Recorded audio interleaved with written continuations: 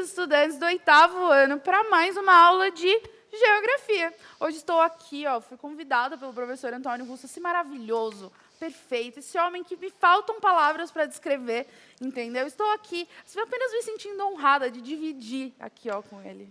Bom dia a todos, eu fico sem palavras e emocionado pelas palavras da minha enorme amiga, professora Fabi. Bom dia aí aos alunos, bom dia aos professores e a todos que irão acompanhar a mais essa aula, lembrando que é um tema de retomada de uma habilidade do 7º ano, que é uma continuidade dos fluxos materiais e imateriais, mas que dessa vez nós vamos falar sobre rede de transportes, né, Fabi? Exato. Então, o nosso tema da aula são redes de transportes e fluxos de materiais, né? Continuando, como o professor disse, temática da última aula.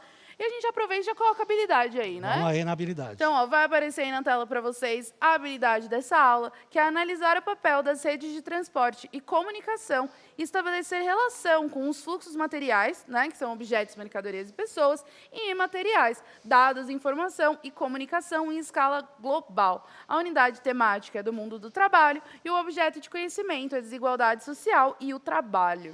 Exatamente. Então, falando sobre a questão da rede de transportes, nós vamos apresentar um vídeo para vocês que fala aí sobre a questão das cargas aqui no Brasil, que 66% de toda a carga total, né, aqui, né, produzida, né, da produção que nós temos aqui no Brasil, são por meios rodoviários, né, o modal rodoviário, como a gente fala, né, no nosso dia a dia. Então, acompanhem na tela. Eu recebo aqui no estúdio o diretor da área de capacitação do Instituto ILOS, instituição de referência em logística no Brasil, Maurício Lima. Boa tarde, Maurício. Boa tarde, Luciana. Maurício, como o Brasil pode melhorar esse transporte de cargas? Bom, a reportagem que foi ao ar agora de vocês já mostra um pouquinho, né, da grande dificuldade que a gente tem no Brasil, que é a extrema dependência do modal rodoviário. Só para a gente ter uma ideia, no Brasil a gente está falando de 66% da carga sendo movimentada pelo modal rodoviário, enquanto que um país com a dimensão do Brasil, com uma dimensão continental, deveria ter mais ou menos 33% da carga movimentada pela rodovia. Então, o principal problema é a grande dependência da rodovia. Por que ela existe? Porque a gente não tem infraestrutura de outros modais, falta ferrovia, falta hidrovia, e acaba que vai muita carga para a rodovia, que também é insuficiente para atender a nossa demanda. Nós temos um histórico de desativar ferrovias, né? É o contrário, né, Maurício? Na realidade, desde a época que a gente tem mais ou menos 15 anos que as ferrovias vêm ganhando um espaço no Brasil, desde a privatização. O problema é que hoje a gente encontra uma situação limite, ou seja, o que a gente conseguia aumentar de carga nas ferrovias, né, que a gente já tinha, meio que já aconteceu. Então, agora a gente depende de novas ferrovias. Então, eu diria que esse é o grande desafio. E para a gente ter uma ideia, para o Brasil crescer, a gente tem que crescer com o transporte mais ou menos na mesma proporção. Ou seja, para a economia crescer 3%, a gente tem que crescer o quanto que a gente vai ofertar de transporte. E como isso não tem acontecido, acaba que mais carga vai para o modal rodoviário. Então, essa é a grande dificuldade. Falando desses números, Maurício, existe uma estimativa de prejuízo em relação a esse gargalo de escoamento da produção?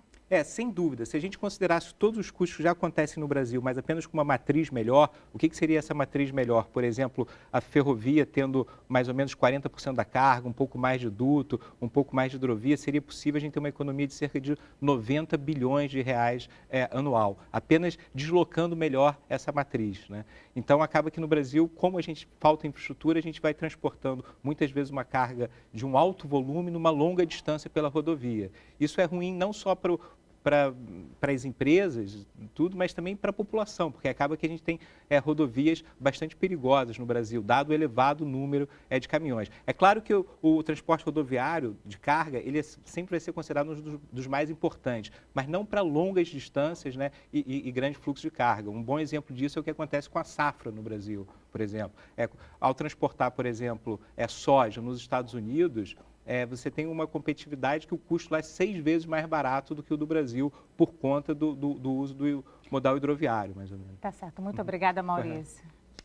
O vídeo ele coloca aí claramente, né, que o Brasil ainda tem uma dependência muito forte sobre a questão aí do modal rodoviário. E a gente sabe, por exemplo, que se houvesse uma maior construção de ferrovias, né, em todo o Brasil, por exemplo, os caminhões poderiam ser substituídos, principalmente para longas distâncias, até porque um vagão de trem ele carrega mais ou menos o equivalente de uma carga máxima de 3 caminhões. Então, você imagina aí um trem aí com 150, 200 vagões aí, né, levando, né, uma quantidade muito superior aos caminhões. E tem o detalhe que foi falado no vídeo, né, a questão de segurança, né, a danificação das estradas, que sempre tem que estar em manutenção, né. Então, lógico, não é culpa dos caminhoneiros, mas precisava ter, né, uma infraestrutura, né, mais diversificada aqui no Brasil, principalmente nas vias terrestres. Na última aula, a gente falou sobre redes e fluxos geográficos. Vamos relembrar aí o que são redes e fluxos geográficos. Então, acompanhem na tela. Vamos lá. Conjunto de informações e análises geográficas sob a ótica das redes que articulam e organizam o território a partir de levantamento e da sistematização de dados referentes ao fluxo de mercadorias, pessoas, energia e informação. Inclui também os estudos do relacionamento entre as cidades e o estabelecimento de suas hierarquias. Por isso que, né, a gente comenta aqui a questão dos fluxos e redes, né, elas têm interligações em vários aspectos dentro da globalização. Então, a importância desses fluxos citados aí nessas redes aí, é importante no meio de globalização, né? E lembra que eu citei para vocês, Milton Santos aí comenta sobre a questão da globalização perversa, porque nem todos os países, e até dentro de países, nem todas as regiões pertencem a esse processo global, principalmente na questão econômica, tá certo? Vamos relembrar aí o que são fluxos materiais e imateriais. Acompanhe aí na tela. Então, nós temos aí, faz parte do processo de globalização, o aumento do fluxo de mercadorias, como também de informações. A esses dois processos atribuímos, respectivamente, os nomes de fluxos materiais e fluxos imateriais. Fluxos materiais são representados pelos meios de transporte, circulação de mercadorias e a própria atividade comercial que ocorre na globalização, abrangendo mercados mundiais. Podemos afirmar que há uma interligação entre os fluxos materiais e os imateriais, já que esses últimos são representados pelos sistemas técnicos que possibilitam a fluidez das mercadorias, por exemplo. O desenvolvimento das tecnologias de comunicação e informação possibilita o funcionamento desses sistemas que interligam fluxos materiais e imateriais no mundo globalizado. Então, lembrando, né, na última aula a gente viu os fluxos imateriais, falamos da comunicação, né, e principalmente dessa importância da internet como sendo um meio de comunicação e um meio de transporte. Daí ele acaba agregando essas duas situações aí que fazem parte, né, como eu falo sempre, né, os principais fluxos da globalização são os meios de comunicação e os meios de transporte, que é o que nós estamos vendo nesta habilidade aí, tá certo? Um claro exemplo, né, de transporte de mercadorias que a gente utiliza, né, como padrão no mundo todo é o marítimo. Então, vamos lá no exemplo aí de fluxos de mercadorias. Então, nós sabemos que para se fazer um comércio continental, né, entre continentes, o marítimo ele é muito mais barato, né, porque seria uma outra opção, né, a aviação. Só que a aviação, a gente sabe que é muito mais caro e vai carregar muito menos produto. Imagina o preço do frete de um produto, né, fazendo um parâmetro entre o que se carrega no navio e o que se carrega no avião. E não é qualquer produto que você pode carregar no avião. Então, o navio, o marítimo, né, principalmente quando a gente fala, né, dos oceanos, ele sim é um tipo de fluxo comercial muito mais econômico e carrega muito mais produtos, né, do que propriamente o avião. Ele é muito, nessa questão, quando a gente fala em globalização, pode voltar aqui, diretor, quando a gente acaba falando sobre essa questão de fluxos, né, e principalmente faz parte da economia, essa questão aí dos meios de transporte é super importante, por isso que eu falei. Na globalização, fluxo de globalização, fluxo de mercadorias aí, desse comércio que nós temos aí, né, do transporte, com a comunicação, ele é imprescindível em qualquer parte do mundo, tá certo? Dentro dessa questão das mercadorias, né, a gente precisa ter padrões, né? Não são padrões legislativos, até porque as organizações internacionais elas não servem para punir, né? Elas servem para ter um certo controle e uma certa organização, por isso que ela é chamada de organização. Então, nós temos aí a OMC. Então, vamos lá, acompanhe na tela. A OMC é a Organização Mundial do Comércio, que ela substituiu o GATT, né, que é uma abreviação em inglês, que é, traduzindo, Acordo Geral de Tarifas e Comércio, né? Surgiu em 1948, né? Tinham 20 países membros. Em 1995, aí foi substituído pela OMC, que hoje tem 164 membros, até a gente vê aí pelo mapa, está na cor verde, né? Então boa parte dos países de todos os continentes fazem parte aí da OMC, tá? E os países aí em amarelo são membros que são observadores, né? O azul é que está mostrando aí a União Europeia, que também faz parte da OMC, e os vermelhos, que são países aí que não são membros. Qual que é a importância da OMC? Faz a questão da negociação de redução de taxas, por exemplo, fazem acordos comerciais com a OMC, né, até a questão de tributações, tem a questão do protecionismo dos produtos, isso aí pega muito aqui no Brasil, pega muito nos Estados Unidos, né, porque são os maiores produtores agrícolas aí junto com a China, então redução de tarifas, né, aqueles subsídios que são dados pelos governos, muitas vezes, né, os governos eles acabam criticando um ao outro, e aí, logicamente, vai para a OMC para tentar um acordo entre esses países. Tem que lembrar que a OMC ela não vai julgar, ela não vai punir, ela não vai condenar, mas, logicamente, ela vai dar algumas retaliações, né, e principalmente nessa questão comercial que nenhum país do mundo vai querer, né? Inclusive o Brasil, que depende muito das exportações dos produtos aí do setor primário, tá certo? Isso falando aí de balança comercial, para deixar a nossa balança positiva, porque a gente tem que lembrar que nós temos dívida externa, e essa dívida externa é só paga, né, com uma balança comercial positiva, né, o que prende muito aí a economia do país. Vamos ver aí os modais de transportes aí como exemplos, né? Então nós temos aí vários aí, nós temos aí os navios, os trens, que são aí os dois principais que eu considero, a aviação, né, como meio de comercial, tanto de pessoas como de mercadorias, o helicóptero, o automóvel e o ônibus aí no nosso cotidiano. Tudo isso aí são modais de transportes, né? A moto, né, ela também é considerado um modal de transporte hoje, porque ela é muito utilizada no comércio, né? Então, quando a gente tem, principalmente na pandemia, né, o que mais se utilizou aí, né, foi os serviços aí do motoboy. Então, é um modal de transporte muito importante aí para o comércio do nosso país. Concorda ou não, Fabi?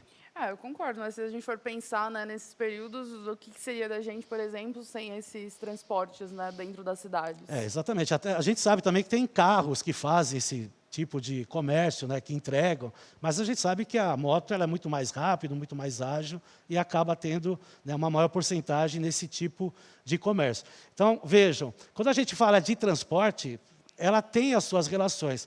Algumas têm, todas têm seus pontos positivos, têm seus pontos negativos, né? Por isso que um país ele tem que ter uma logística, uma infraestrutura modal muito diversificada, porque aí, né, para cada setor econômico, ele tem a sua importância, perfeito? Vamos para a atividade? Vamos para a atividade, né? Eu acho que eu só queria fazer um comentário que é bem aquela questão que a gente tem que entender o que a gente vai transportar, né? Você não vai pegar um trem para transportar um documento de um escritório para um cartório. Exatamente. Né? E você não vai pegar uma moto para transportar uma carga de construção, por exemplo. Ou de um continente para o outro, transportar carros no avião, sendo que pode ser por navio, que é muito mais barato. Exato. E carrega muito mais, né? Então, a gente também tem que pensar no transporte ou o que a gente está transportando, né? Imagina transportar uma coisa de avião dentro de uma cidade, né? De uma cidade para uma cidade vizinha. Perfeito. Mas vamos lá, né? Então, temos duas perguntinhas aí para vocês responderem para a gente, vai aparecer aí na tela. A primeira é: qual o meio de transporte mais rápido do mundo? Né? Então, ó, meio de transporte mais rápido do mundo. E a segunda: qual o meio de transporte mais econômico? Olha, boa pergunta, boa pergunta. Vou ficar pensando aqui, ó. Me ajuda aí com as respostas que eu vou estar olhando, que eu também vou pensar daqui desse lado. Quantos minutinhos? 3 minutinhos, voltamos.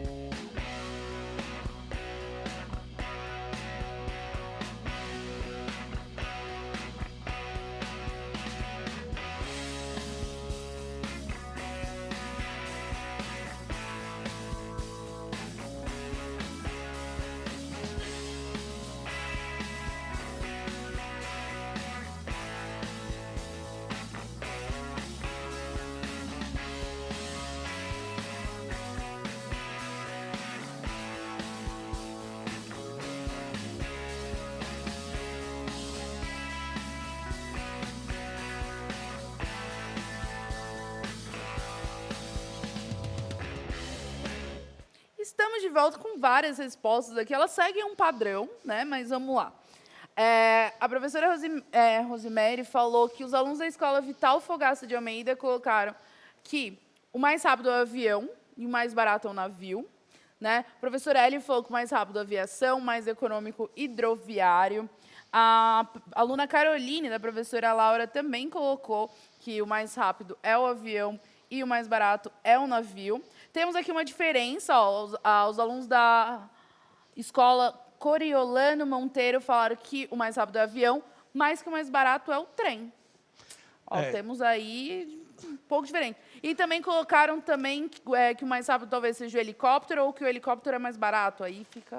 Na realidade, porque são pontos de vista, né? Quando a gente fala em econômico e fala via terrestre, aí não tem jeito, é trem, né? Mas se a gente for colocar num contexto geral, é o marítimo. Né? Se colocar assim no contexto geral. É lógico que se você falar isso para a Bolívia, ela não vai gostar.